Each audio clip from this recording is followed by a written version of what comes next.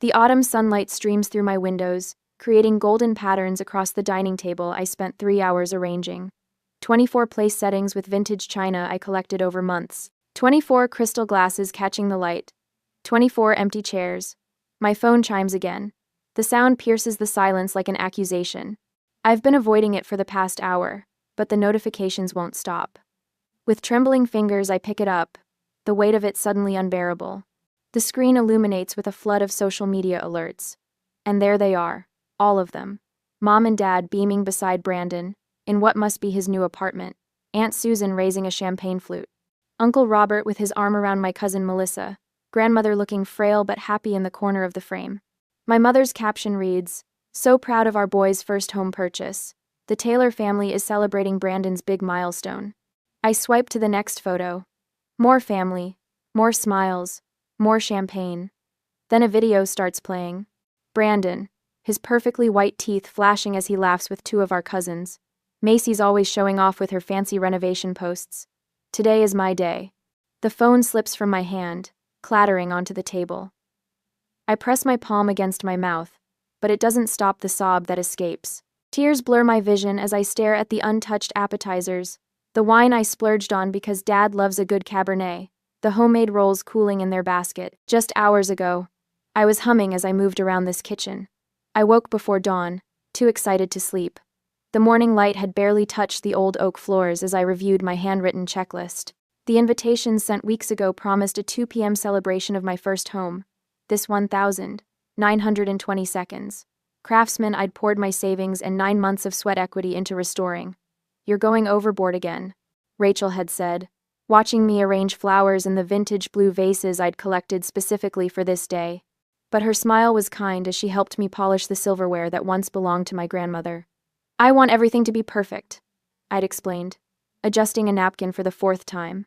"Mom said the house was too small when I bought it. Dad thought the neighborhood was questionable. I need them to see what I've created here." Rachel had squeezed my shoulder. "They should be proud of you regardless." The first sign of trouble came at 1:45 p.m., a text from Mom. "Running a bit late, start without us." By 3:30, my co-workers Jane and Peter had arrived. My elderly neighbor Mrs. Eleanor brought homemade pie. 3 friends from college showed up with wine and heartfelt hugs. But no family. By 4:15, I'd called my parents 7 times, straight to voicemail. Brandon wasn't answering either. My text to aunts and uncles went unread. At 5:08, Aunt Susan finally answered. "Honey, aren't you coming to Brandon's housewarming?" she asked, the background noise nearly drowning her voice. "He bought an apartment downtown. Everyone's here celebrating. Your parents said you knew." My throat tightened. "Brandon rents his apartment. He didn't buy anything." A pause. "Well, that's not what he told everyone. Anyway, he scheduled this last week. Said it was important to him. I sent invitations to my housewarming a month ago," I whispered. "Today, at 2 o'clock. Another pause, longer this time. "Oh dear. Well, we're all here now, but maybe you could stop by later? After your little gathering?" I hung up. Now I sit surrounded by empty chairs meant for people who chose not to come. The loyal 7 who did show up exchange worried glances across the table, laden with cooling food. Mrs. Eleanor, 83 and sharper than most people half her age, rises from her chair. She lifts her glass, her gaze steady and fierce. "Don't let empty chairs steal your joy, dear. Today is Macy's Day." "Kai?" The others raise their glasses. Rachel leans close, her voice soft against my ear. "This is your real family, Macy. The ones who choose to be here." My phone lights up again. Mom calling. 7 pairs of eyes watch me, concern etched across their faces. I silence the ringer with one decisive movement and raise my glass to Eleanor's toast. "Not today," I say, my voice steadier than I expected. Today is about the people who showed up. 3 hours later, the last guest waves goodbye, disappearing into the darkness beyond my porch light. Only Rachel remains, helping me wrap leftovers that will feed me for days, a bitter reminder of the empty chairs. "You should stay at my place tonight," Rachel says, sealing another container. "We'll drink wine and watch terrible movies until we fall asleep." I shake my head. I need to be here. This is my home. The word catches in my throat. Home. The concept feels both powerful and fragile after today. The doorbell rings, its chimes slicing through the quiet house. Rachel and I exchange glances. "I'll get it," I say, wiping my hands on a kitchen towel. I open the door to find my mother, Linda Taylor, standing on my porch. Her pearl earrings catch the light as she looks past me into the house, scanning what she can see of my living room. "May I come in?" she asks, not waiting for an answer as she steps forward. I step aside, my stomach tightening. She walks through my entryway, her eyes traveling over the refinished hardwood floors, the original crown molding I spent weeks restoring, the vintage light fixture I hunted down at 3 different antique stores. "It's nice," she says, with a slight purse of her lips, smaller than it looked in pictures. "It's..." The familiar sting of her dismissal burns through my chest. Rachel appears in the doorway between the kitchen and living room, her presence a silent support. "Mom, why are you here?" I ask. Linda drops her purse on my sofa and turns to face me. "Honestly, Macy, I don't understand why you're making such a big deal about today. You're always competing with Brandon, making him feel small. He's finally doing something positive with his life, and you couldn't even show up to support him." The audacity of her statement leaves me momentarily speechless. Rachel's sharp intake of breath is the only sound in the room. "I couldn't show up. I finally managed, because I was here, hosting my own housewarming that I invited all of you 2 weeks ago." "Well, these things happen," she says with a wave of her hand. "You know how busy we all are. Brandon only decided on his housewarming a week ago. He was so excited about it. I feel something shift inside me. A week ago? But my invitations went out 4 weeks ago." Linda busies herself adjusting a pillow on my sofa. "Brandon has been going through a rough patch. When he told us he was hosting a little gathering, we thought it would be good for him. Give him some confidence." "He told you it was a rental apartment, not a purchase, right?" I ask, my voice steadier than I feel. Linda's fingers freeze on the pillow. "Well, you know how your brother is with details. What matters is that he's finally taking some initiative."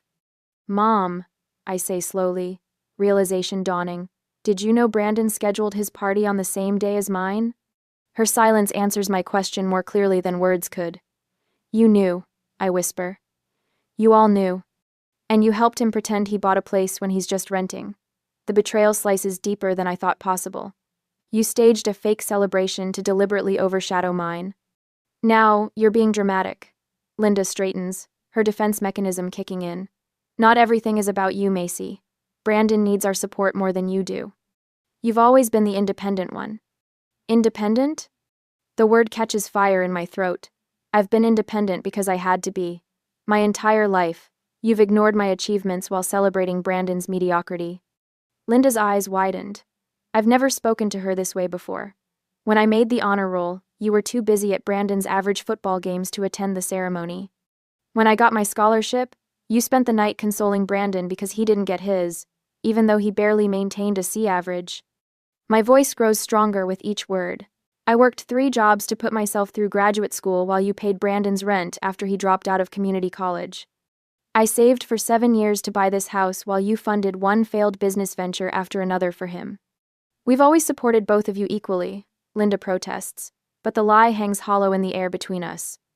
"I spent $62,000 and 9 months renovating this house myself," I continue, trembling now. "Every weekend, every vacation day, every spare hour after work. Meanwhile, you criticized my wasteful purchase in a questionable neighborhood without ever bothering to visit." Linda's face hardens. "After all we've done for you. What exactly have you done for me?" The question erupts from someplace deep and wounded. "Name one thing you've done to support my dreams the way you support Brandon's." Her silence stretches between us. Rachel stands witness to a confrontation decades in the making. "This house is mine," I say, walking to the front door and pulling it open wide. "Earned by me. Get out." Linda's mouth opens in shock. This is not how our conversations end. Usually, I apologize for upsetting her, for being difficult, for existing in a way that requires more than she's willing to give. "Macy Elizabeth Taylor, you do not speak to your mother that way." "I just did," I reply, my voice calm despite the storm inside me. "Please leave." She gathers her purse, her shoulders stiff with indignation. "Your father will hear about this." "I'm sure he will."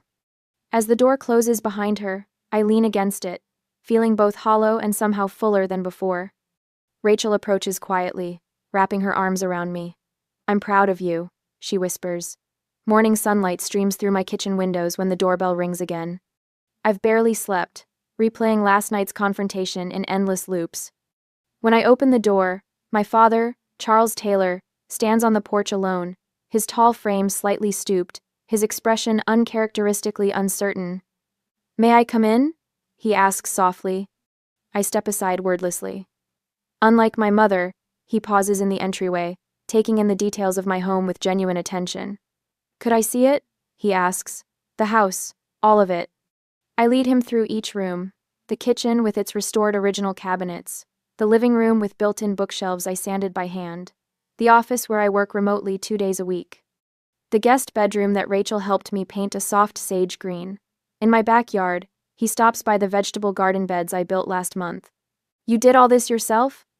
he asks. "Most of it," I answer. "Friends helped with the bigger projects." He nods slowly. "It's beautiful, Macy. You've created something special here." The compliment, the first genuine one I can remember from him, lands awkwardly between us. "Brandon told everyone he bought the place," he says suddenly. "We knew it wasn't true." The confirmation of their deliberate deception still stings, even though I already knew. "Your mother is very upset," he continues. I recognize the familiar pattern, the attempt to re-establish control through guilt. "Perhaps if you apologized, we could put this behind us." "I won't apologize for telling the truth," I reply, "or for expecting basic respect." His expression hardens slightly. "You know, Macy, we're not getting any younger. And our estate." "I don't need your money," I interrupt. "I never did." Something shifts in his face: anger, perhaps, at losing the leverage he thought he had. But in that flash of emotion, I see something else, the pattern that has defined my entire life. "You gave Brandon 3 business loans," I say quietly.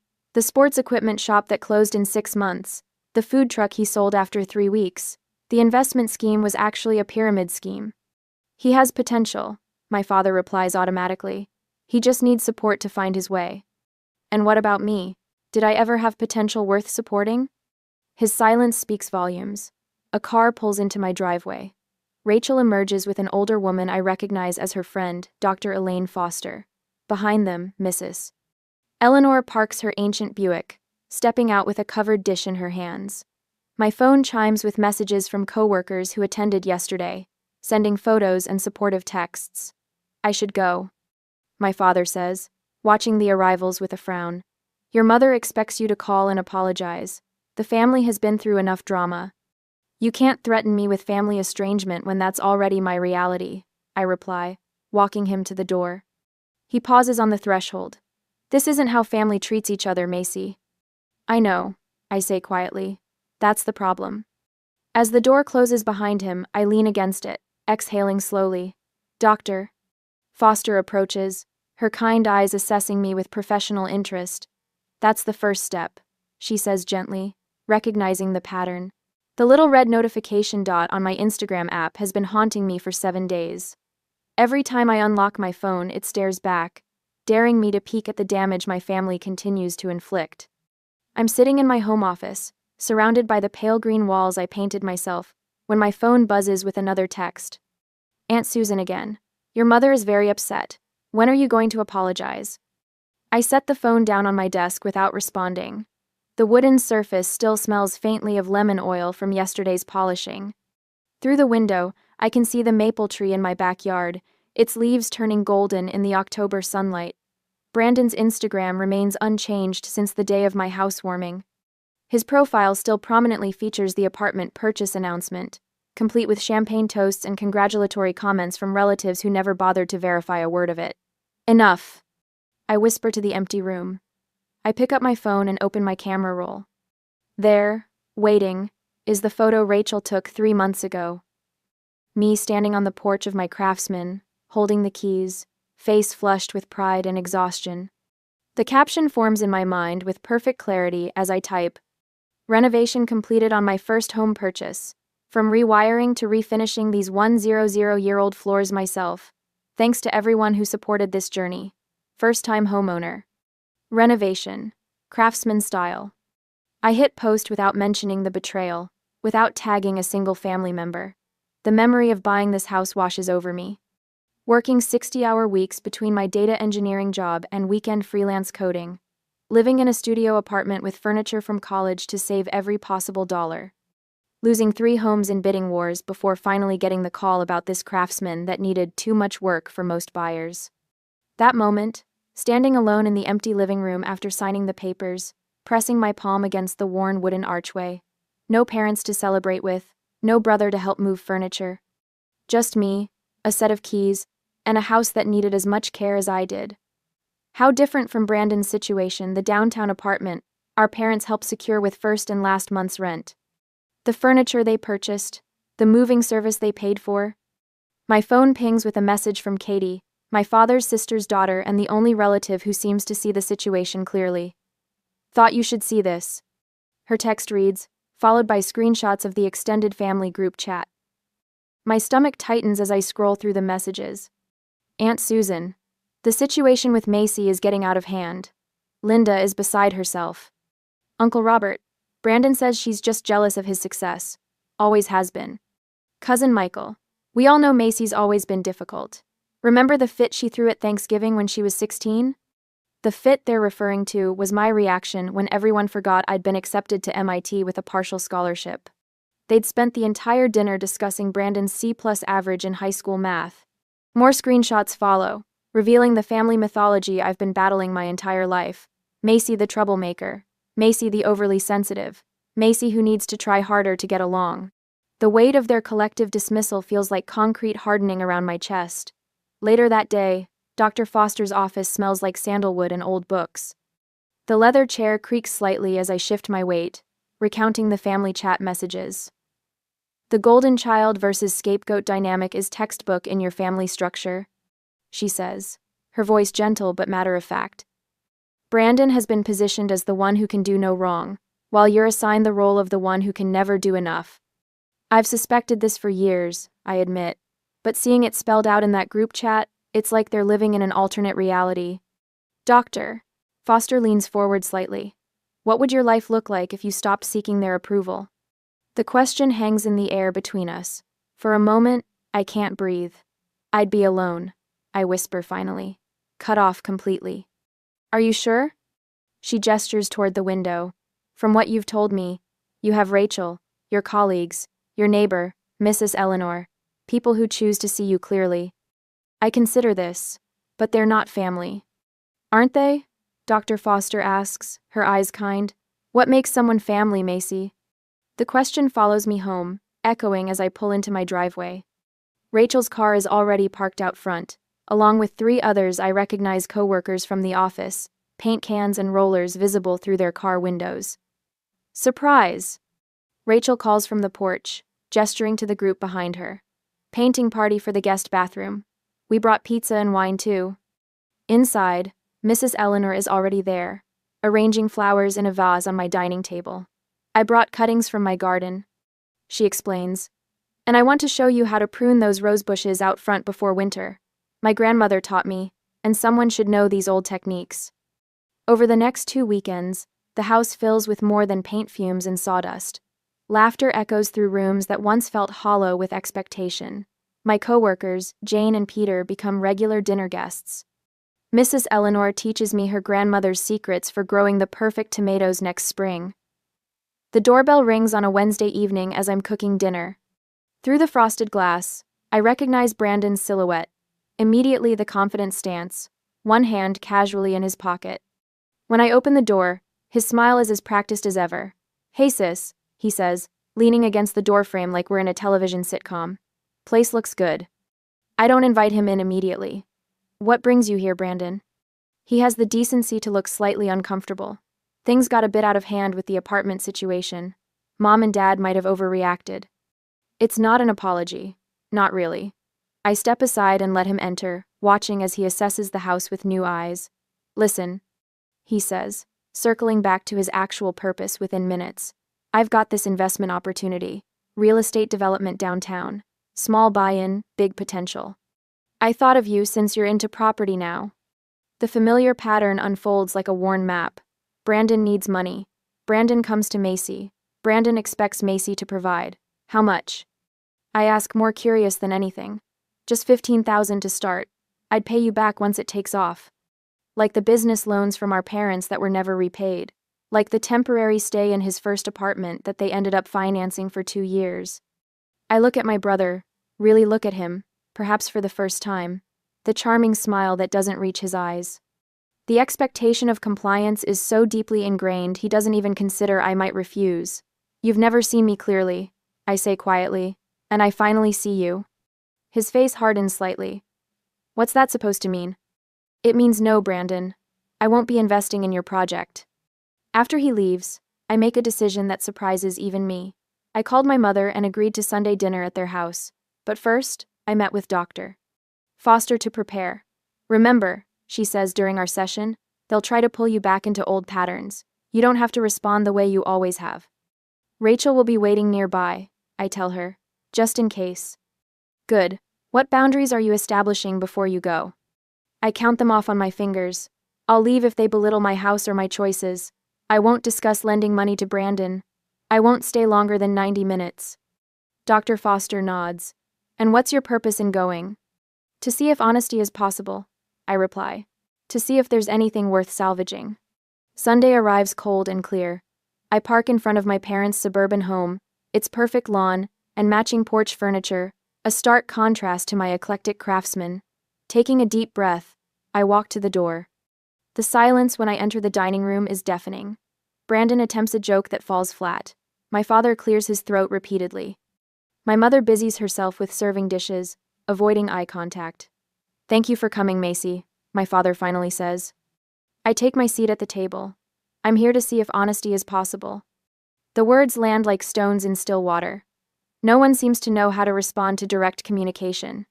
We make it through most of dinner with strained small talk about weather and neighbors. My mother asks about my job but interrupts before I can fully answer. My father inquires about the house but winces when I mention the new water heater I installed myself. The tension breaks when my mother sets down her fork with a sharp click against fine china. I don't understand why you had to buy such an expensive house, she says. All that money when you could have had something more reasonable, like Brandon did. The lie hangs in the air between us. I stand up slowly, a napkin placed carefully beside my half-eaten meal. I didn't come for more lies, I say, my voice steadier than I expected. Macy, please. My father pleads, also rising. Family should forgive each other. I look at him directly, then at my mother, then at Brandon, who won't meet my eyes. Family should be worth forgiving first. The door closes behind me with quiet finality as I step into the cool evening air, breathing deeply for what feels like the first time in years. The morning sunshine spills across my kitchen counter as I arrange fresh-cut dahlias in the blue ceramic vase Eleanor gifted me.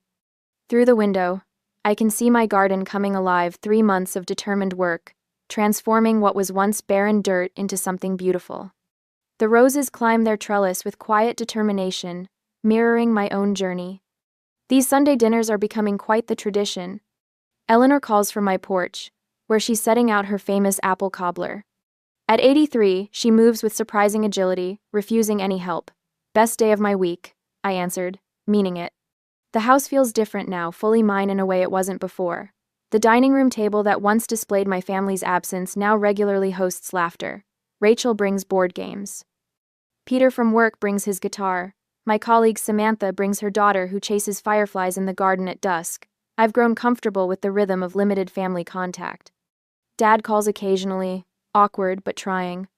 Mom sends formal texts about neighborhood events I never attend. Brandon sends nothing, which is its own kind of peace.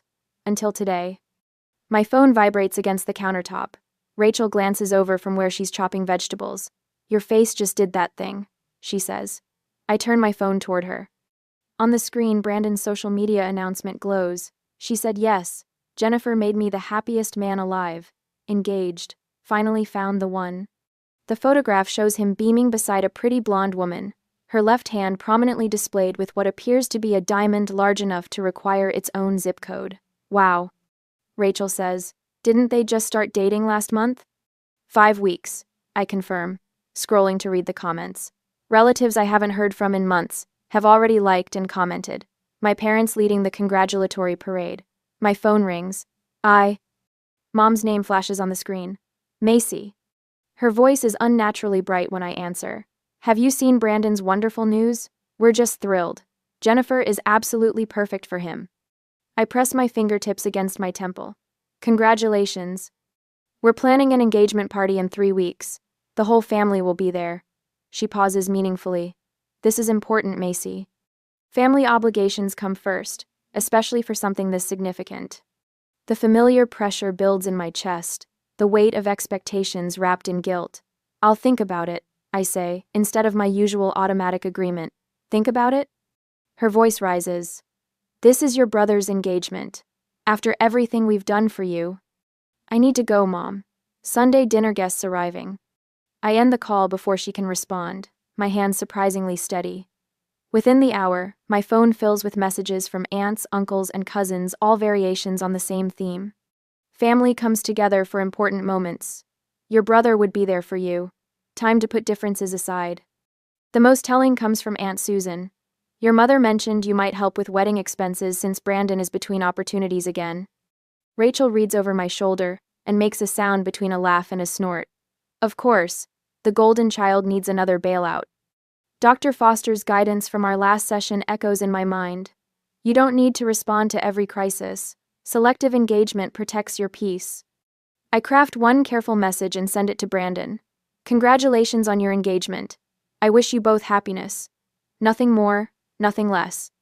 The others receive variations of, thank you for letting me know. I'll consider my schedule when the invitation arrives. Look at you, setting boundaries like a champion. Rachel says, squeezing my shoulder. Dr. Foster would be proud. I agree, surprised by the lightness in my chest where dread usually lives. Sunday dinner unfolds with the comfortable familiarity of the chosen family. Eleanor tells stories about her late husband's gardening disasters. Peter plays a new song he's working on. Rachel teases Samantha about her crush on the new IT director. No one mentions weddings or family obligations or my duty to show up and pretend. No one suggests I should help pay for someone else's celebration. No one questions my worth. 2 days later, an unfamiliar number appeared on my phone. Is this Macy? It's Jennifer, Brandon's fiancée. My grip tightens. Yes. I hope this isn't inappropriate, but I'd like to meet you. Just us. Her voice lacks the polished charm Brandon typically seeks in women. There's something refreshingly direct about her. May I ask why? A pause. I saw what happened at your housewarming through old photos and comments. I've noticed how your family talks about you when you're not there. Another pause. I need to understand what I'm marrying into. The unexpectedness of her honesty catches me off guard. Coffee at Riverdale Roasters tomorrow at 2? I'll be there, she says, relief evident in her voice. That evening, Dad appeared on my doorstep, a cardboard box tucked under his arm. May I come in? I step aside, noting his careful respect for my threshold, a small but significant change from his previous entitled entries. He places the box on my coffee table. Found these in the attic. Thought you might want them. Inside are family photographs I've never seen me at 5, proudly holding a science fair ribbon, me at 12, sitting in Grandpa's workshop learning to sand wood, me at 16, beaming in front of the used car I bought with my own savings. I took these, Dad says quietly. Your mother thought it was silly to waste film on everyday moments. My throat tightens as I lift a photo of myself in a graduation cap and gown, face alight with achievement. Dad stands beside me, a rare smile on his face. We failed you, he says simply. I failed you. The words I've waited decades to hear land with surprising weight. Not satisfaction, not triumph, just a complicated ache. Brandon told everyone the engagement ring is paid for. He continues, staring at his hands. It's not. He used Jennifer's credit card with promises to pay her back. I wait, letting him sit with his complicity. Your mother wants me to convince you to attend the engagement party, to bring a generous gift. He meets my eyes directly. She doesn't understand that things have changed. Outside in my garden, Eleanor's wind chimes signal a shifting breeze. Some things have changed, I agree. Some haven't. Dad nods, understanding the boundary. He stands to leave, pausing at the door. The house looks beautiful, Macy.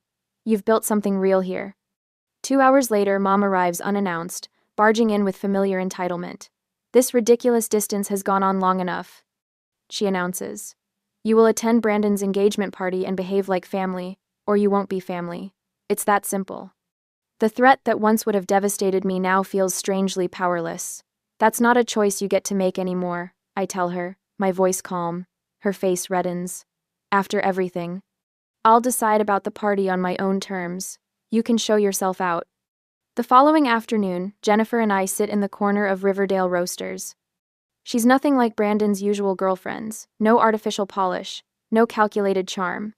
"My parents divorced when I was 12, she explains, stirring her coffee.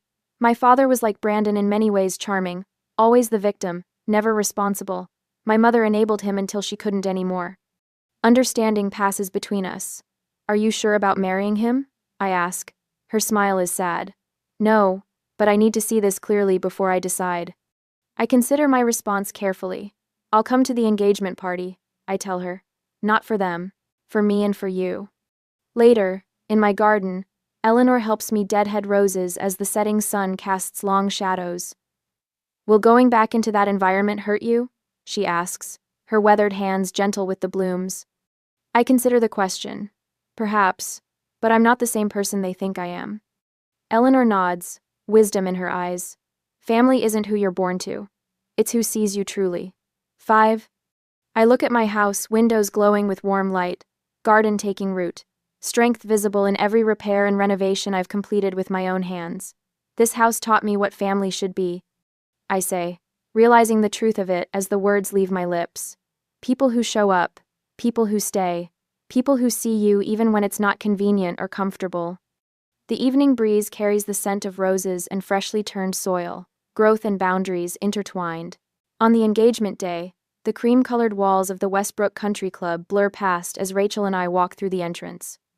The weight of my decision to attend Brandon's engagement party sits heavy on my shoulders, but my spine remains straight, my chin lifted.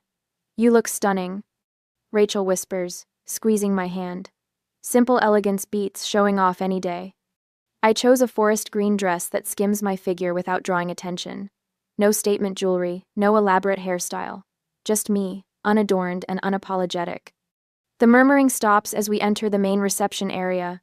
Relatives freeze mid-conversation, drinks hovering near lips. Some nod awkwardly, others look away. I spot Aunt Susan whispering behind her hand to Uncle Robert, their eyes darting in my direction. Brandon stands near the gift table, his smile faltering as he notices me. He clearly expected an empty chair with my name on it, another opportunity to paint me as the difficult one. Jennifer waves from across the room, relief washing over her face. My parents approach with practiced smiles that don't reach their eyes. Mom's relief quickly morphs into something sharper, more calculating. Dad shifts his weight from one foot to the other, his standard response to impending conflict. "You came," Mom says, her voice pitched for the benefit of nearby relatives. "How thoughtful." "Wouldn't miss it," I reply, keeping my voice light. The weight of unsaid words hangs between us. 20 minutes pass in small talk, with distant relatives, who suddenly find the weather fascinating. I stand at the refreshment table, sipping sparkling water, when Mom materializes beside me. "Listen carefully," she hisses, face arranged in a pleasant smile for onlookers. "Don't mention your house tonight. This is Brandon's moment." The old pattern tries to reassert itself. Linda dictates. Macy complies. Dad hovers nearby, his expression torn between intervention and preservation of the precious family peace. "Mom, not everything has to be about you," she continues, rearranging canapes on her small plate. "Just once, can you let your brother have his moment without competition?"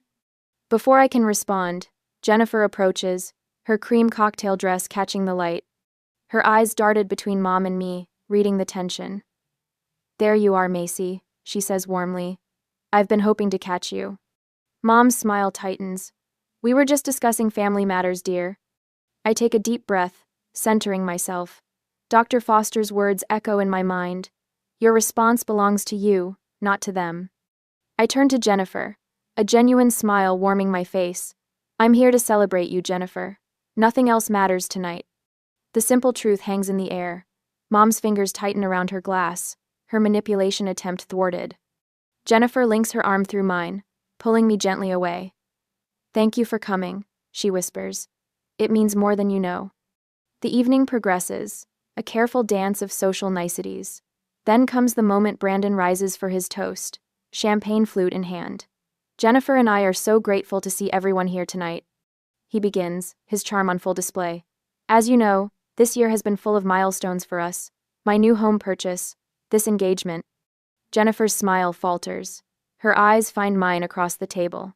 The relatives who believed his apartment purchase story shifted uncomfortably in their seats. Aunt Susan studies her plate with sudden interest. I sit still, sipping my water, refusing to correct or engage. The lie collapses under its own weight as Jennifer's confusion becomes visible to everyone watching. After the toast, Jennifer pulls Brandon aside. Their heated whispers carry across the room. Brandon's gestures grow increasingly desperate as he glances toward our parents. Mom straightens the centerpiece with fierce concentration. Dad examines his watch as if time itself might rescue him. Later, I step onto the terrace for fresh air. The spring evening wraps around me, cool and clean. There you are. Jennifer appears beside me, her eyes red-rimmed but clear. "Are you okay?" I ask. She shakes her head. "I had no idea how deep this goes. The apartment, the job promotion he never got, the savings that don't exist." Her voice breaks. "Your parents know, don't they?" "They've always known." "Yes," I answered simply. "They've always known." "How do you handle it? This family?" I consider her question, watching the stars appear in the darkening sky. I'm still learning, but choosing the truth helps, even when it hurts. The terrace door bangs open. Brandon storms toward us, face flushed. "What are you doing?" he demands. "You're turning her against me." Jennifer straightens. "She's just being honest with me, Brandon." "Honest?" He laughs bitterly. "She's always been jealous of me. Ask anyone in the family." "I just did," Jennifer says quietly. "I asked your cousin Mark about the apartment. He seemed confused." Brandon's mask slips, revealing the entitlement beneath. "So what if I rent? Everyone embellishes sometimes." "This isn't about the apartment," I say quietly. "It's about the pattern." The family mythology unravels before everyone on the terrace. 3 other relatives have wandered out, witnessing Brandon's growing agitation. I gather my purse, suddenly weary. I should go. Mom appears in the doorway, her voice tight. "Macy, don't make a scene." Dad steps forward, his face lined with something new recognition. "Let her go, Linda. We've done enough." The simple statement hangs in the night air. Mom stares at him, shocked by this deviation from the script. I walk past them, head high, steps measured. The relatives part like water, their expressions ranging from confusion to dawning understanding. Outside, the spring air fills my lungs. Rachel waits by the car, a question in her eyes. "Ready?" she asks. I look back at the country club, its windows glowing with light. Inside, the truth has finally broken through. Whether they embrace it or continue denying it, no longer dictates my peace. "Yes," I answered. "I'm ready." The sunlight filters through new curtains, painting golden patterns across my dining table. A year has passed since I sat here, surrounded by empty chairs. Today, 8 place settings await, with vintage blue vases holding roses from my garden. 8 chairs that will be filled by people who choose to be here. I run my fingers across the oak table, remembering how it felt that day when my phone revealed the truth about my family. The memory stings less now, dulled by time and healing. "Doctor." Foster calls this progress. "Something smells wonderful," Rachel says, appearing in the doorway with a bottle of wine. She's been here since dawn, helping prepare for tonight's dinner. Our Sunday tradition for almost a year now. "Eleanor's recipe," I answer, smiling as I adjust a napkin. She swore her pot roast could heal anything. The walls around us tell our story better than words could. Photos of my chosen family fill spaces once reserved for blood relatives. Rachel and I painted the living room. Peter and Jane from work helping install bookshelves. Mrs. Eleanor taught me to plant hydrangeas before her health declined last winter. "You should see the garden," I tell Rachel, leading her to the back door. "It's wonderful." Outside, the yard has transformed from barren dirt to vibrant life. Eleanor's gardening lessons weren't just about plants. Gardens teach patience. She told me during our therapy sessions. Some relationships bloom quickly, others take seasons of care, and some never take root at all. Dr. Foster and I meet monthly now instead of weekly. Yesterday, she asked what I've learned in a year. I've learned to build fences, I answered. Not just the white picket one outside, but boundaries that protect what matters. At work, I mentor Alexis, a young engineer whose mother criticizes her career choices. Yesterday, she texted, "Your advice changed everything. I told Mom no to the family reunion. First boundary ever." The doorbell chimes, pulling me back to the present.